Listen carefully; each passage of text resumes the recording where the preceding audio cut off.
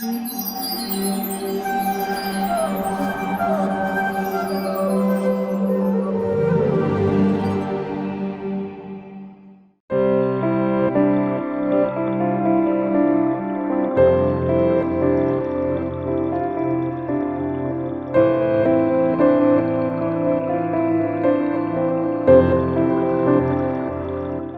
Krishna. Welcome to our program. Our speaker of the day is Shriman Gaurang Darshan Prabhu. He has done his master's degree from the prestigious Indian Institute of Science, Bangalore. Prabhuji is a disciple of His Holiness Radhanath Swami Maharaj, who is a senior disciple of His Divine Grace A.C. Bhaktivedanta Swami Srila Prabhupada. He is also a member of ISKCON Examination Board and takes classes on Srimad Bhagavatam, Sri Chaitanya Charitamrita and Vaishnav etiquettes. He has written elaborate workbooks on Bhagavad Gita, Srimad Bhagavatam and Chaitanya Charitamrita, with which the students can dive into intricacies of these great scriptures. He is a compiler of many other educational booklets and magazines, thus helping the seekers of Bhagavad knowledge. In all, he is a living encyclopedia of scriptures preaching the science all over the world, and who is exemplary and lives whatever he preaches. Come, let's hear him and try to imbibe the essence of scriptures as presented by him. Thank you. Hare Krishna. Om Namo Bhagavate Vasudevaya. Om Namo Bhagavate Vasudevaya. Om Namo Bhagavate Vasudevaya.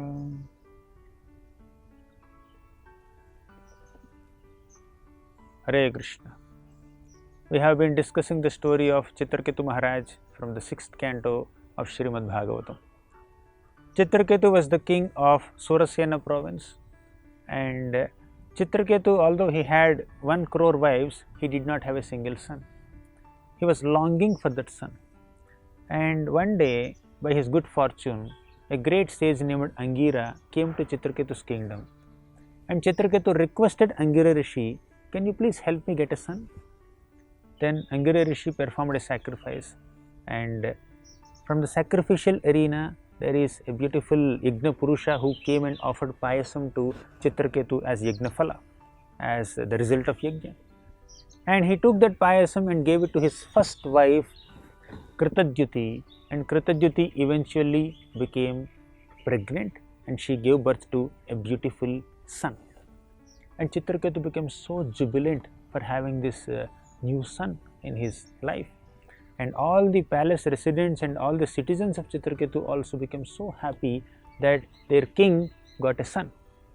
And as Chitraketu was very joyfully spending a lot of time with his son, newborn son, and also his mother Kritadjuti, his other wives, 99,99,999 wives of Chitraketu, they felt neglected. Chitraketu ignored them. He did not give much time to them, he did not give much attention to them. So all these queens became so morose and so unhappy that their husband neglected them. So all these queens conspired and poisoned this newborn baby, and the child died. So the wives of Chitraketu became so envious of Kritadjuti's exalted position, because Kritadjuti was the one woman who was chosen to become the mother of this child. If that payasam that came out of the sacrifice is given to any of these queens, they would have given birth to the child. But because Kritadjuti happens to be the best wife and the first wife of Chitraketu, Chitraketu gave her that favor.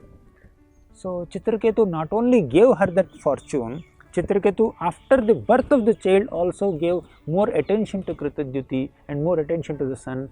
In this way, all the other queens felt so neglected. So they poisoned the child. Vidvesha nashta matayaha. So these queens, because of their envy, they have lost their intelligence. Vidvesha nashta matayaha. They have lost their intelligence. One of the products or results of envy is one loses all discrimination and one loses all intelligence. And second effect of envy is one becomes very hard-hearted. Third effect of envy is one takes to destructive action. So vidvesha nashtamatayah striyo daruna chetasaha. All these queens became daruna chetasaha, means they are so hard-hearted. How can someone kill an infant baby who cannot cause any harm to anyone? But these queens have given up all their compassion. When somebody is so obsessed to fulfill their own desires, they do not even think of what kind of harm they are causing to other people. The queens of Chitraketu killed the child by giving poison to this child, and Chitraketu Maharaj was also responsible for the child's death indirectly, because these queens became envious because of Chitraketu's neglect, and Chitraketu's neglect increased their envy, and thus these people have come and poisoned the child. So Chitraketu is also indirectly responsible. When a husband neglects, any wife would feel so unhappy. There was another instance in the 4th canto of Srimad Bhagavatam. In the 4th canto of Bhagavatam, there is a great king named Uttanapada. Uttanapada had two wives, Suruchi and Suniti. Suruchi was his favorite wife and Suniti was not so favorite. Suniti's son is Dhruva and Suruchi's son is Uttama. And Uttanapada used to give lot of attention and affection only to Suruchi, the younger queen, and her son Uttama, and he used to neglect Suniti and her son Dhruva. Here in this pastime also, Suniti was neglected by her husband, and Suniti's child Dhruva was also neglected by her husband. But Suniti did not develop any envy towards Suruchi. She did not have any envy towards Uttama also. The wives of Chitraketu became envious of Kritadyuti when their husband neglected them. But Suniti did not become envious of Suruchi when Uttanapada neglected her. Why? The difference between these two cases is Suniti was a great devotee of Krishna, while these Chitraketu's wives were not described to be devotees. When somebody has devotion towards Krishna, such a person will be given the necessary ability to tolerate all reversals and calamities in one's life. Now, Chitraketu's wives were also neglected by husband. Suniti was also neglected by her husband. And not only her husband neglected Suniti, her co-wife also neglected. Suruchi also neglected and insulted, and Suruchi had lot of envy and malice towards Suniti. But Suniti could tolerate all these things. And these 99,99,999 wives of Chitraketu, all of them were accompanied by 99,99,998 other wives who were sharing the same kind of envy. They were sharing the same kind of sorrow, thus they could pacify each other if they are in proper consciousness. But because each of them became envious, the envy became so intense that they poisoned the child also. When we are in sorrow, and if another person is also in similar sorrow, and if these people are in proper consciousness, we can mitigate our sorrow, we can pacify each other. But here, these queens of Chitraketu, their envy increased instead of they pacifying each other in that sorrowful situation. They did not have a discussion also. So they all conspired and killed this child because they were not devotees of the Lord. So as the child of Chitraketu, the newborn son of child, died, Chitraketu lamented. Kritadyuti lamented. In her lamentation, Kritadyuti even blasphemed the Supreme Lord, blasphemed the Providence. She said that, "Oh Providence, you are so merciless, you are so unintelligent, you have childish intelligence. So you are behaving against your creative laws. How can a small child die during the lifetime of his father? Father is elder and the child is younger. Father should die first and child should die later. But even during the lifetime of father, child is dying. so you are behaving in a very inappropriate manner. In this way, Kritadyuti blasphemed the providence also. When there is happiness, we can conveniently forget God, and when there is distress, we can blame God sometimes.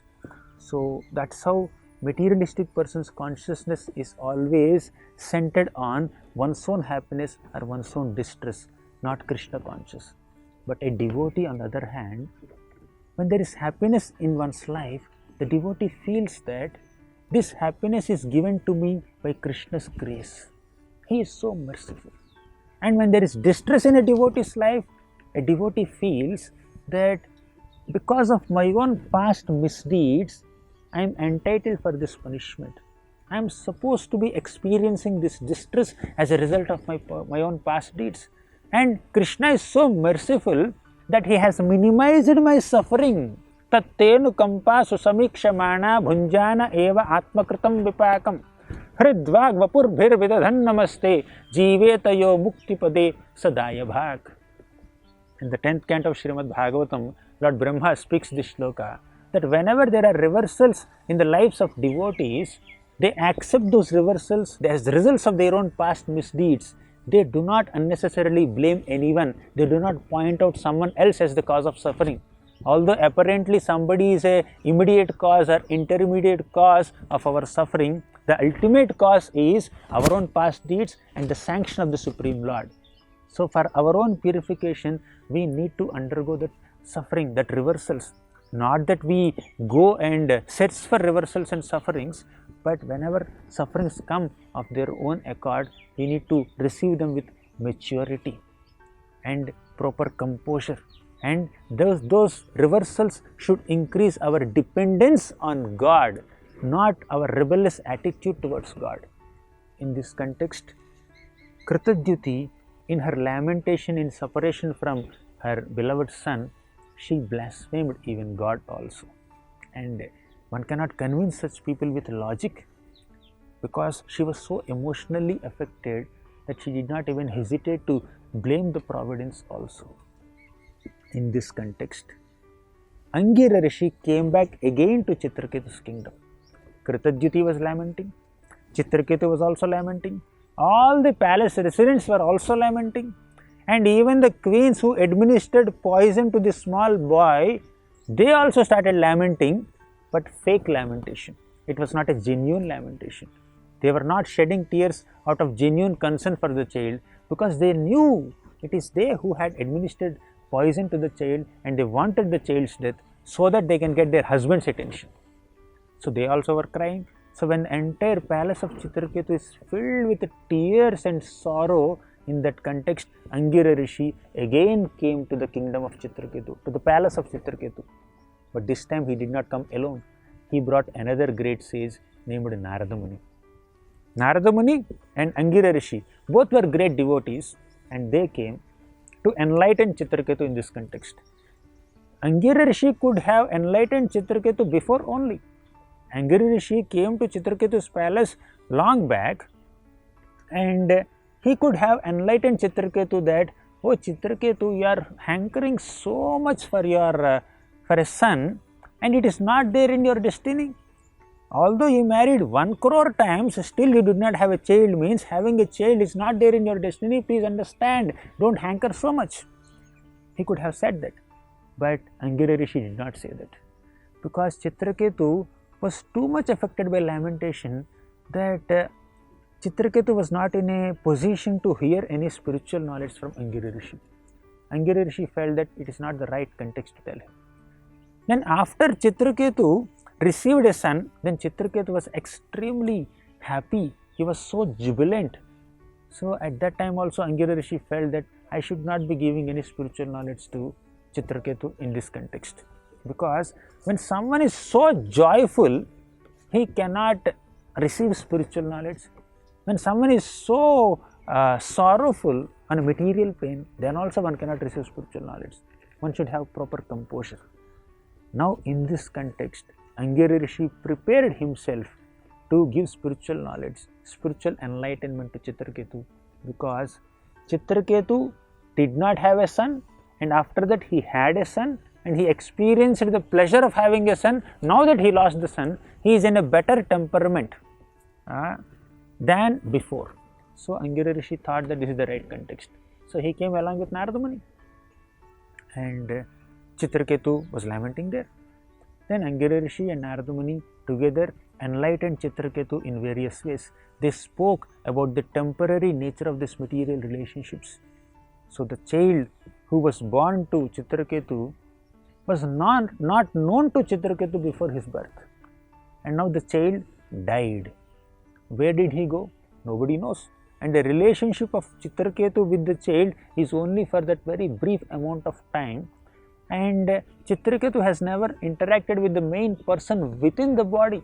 His interactions were with the body of the child only.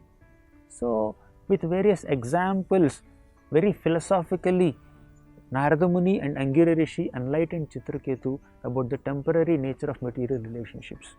A father and a mother may give birth to a child, but they can only attract a child through their union depending on what kind of karma they have. So they are meant to be bringing another person into their family according to the consciousness that they maintain at the time of conception.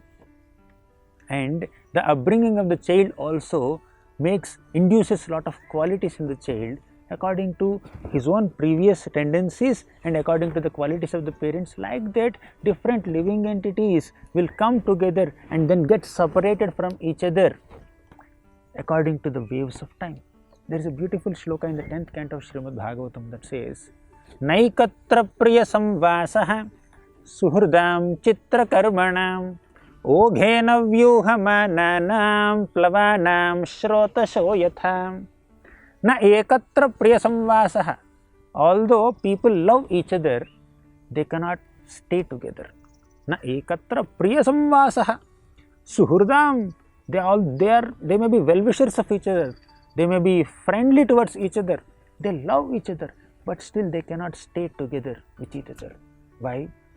Chitra karmanam. Everybody has a unique fruitive baggage. Everybody's karma is so unique. So, according to the person's karma, he may associate with another person for a specific amount of time at a specific geographical location under certain circumstances. But as soon as that result of that karma is experienced, that association is broken. So, Oghena vyuhamananam plavanam srotaso yatha. The shloka says that if you put some floating objects in a flowing river at one point, along with the flow of the river, these floating objects also flow. They travel together. You put, say, two twigs on a floating river, they may travel together along with the flow, and some obstacle comes, they may get separated, and again they may come again, or they may just get separated permanently. So it is as simple as that. The living entities in this world also come together according to their previous karmas, and they stay together for a while at certain place, at certain point of time, and after the experience of their karma is completed, they get separated from each other. So this is how people come together and then go away from each other. And Narada Muni gives many other examples also. So the association of people in this world is like sand particles on the shore of an ocean. On the shore of an ocean, there is a lot of sand. There are so many sand particles. They may stay together, and as people are passing on them, they may get separated. Somebody may just pick some sand and then throw somewhere else, and the particles of sand are separated from this place and they went to another place. So that means even sand particles also cannot stay together forever. So in this way, Narada Muni and Angira Rishi enlightened Chitraketu in various ways, and Chitraketu gave up his lamentation. He could understand the philosophy of life. So although our material relationships are also temporary, they are not false. Thus, one should not show any indifference or insensitivity towards our relationships quoting all this philosophy, saying that anyways our relationship is temporary, let me be insensitive, let me be indifferent, let me not take care of you or take care of my relatives. Not that way. As long as one is staying together with each other, one should exhibit love, one should exhibit affection, and that has to be done with due detachment also, due understanding of philosophy also. So temporariness of material relationships should not lead to impersonalism in relationships. One should be personal, one should be affectionate, one should be loving and friendly with other people, but with Krishna in center, with God in center. In fact, although the relationships amongst people based on body are temporary, the relationships based on soul, on a spiritual plane, are permanent. Krishna says in Bhagavad Gita, Mamaivamsho jivaloke jiva bhutah sanatanaha manaha shasthani indriyani prakritisthani karshati. Mamaivamsho jivaloke means all the jivas in the entire cosmic manifestation are my parts, my fragmental parts. We are all souls who are like sparks of fire. When Krishna is like a big forest fire, we are like sparks of fire. We are all parts and parcels of Krishna. Thus, every single person is a fragmental part of Krishna, is an amsha of Krishna. Thus, all souls are related to each other in Vasudaika Kutumbam with Krishna in the center. We all belong to Krishna's family.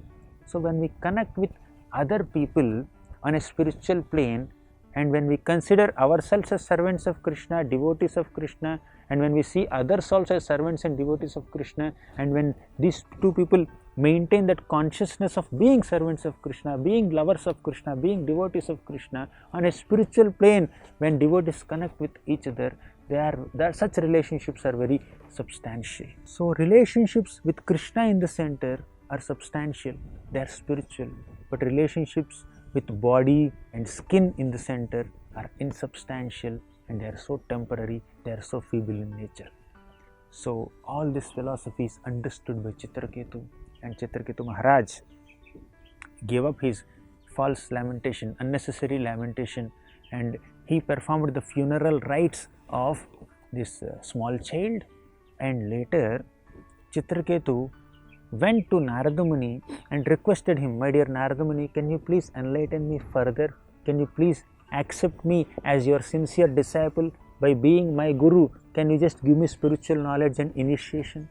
The Narada Muni was so kind that he gave initiation to Chitraketu Maharaj, and Chitraketu Maharaj received a special mantra from Narada Muni, and by chanting that mantra very sincerely, Chitraketu Maharaj could attain the darshan of the Supreme Lord Sankarshana just within 7 days. So to that degree, a person can perform devotional service and perfect one's life. But problem is, when we are caught up in so many material emotions and material relationships with a lot of material desires, our innate potency to perform bhakti unto Krishna is covered.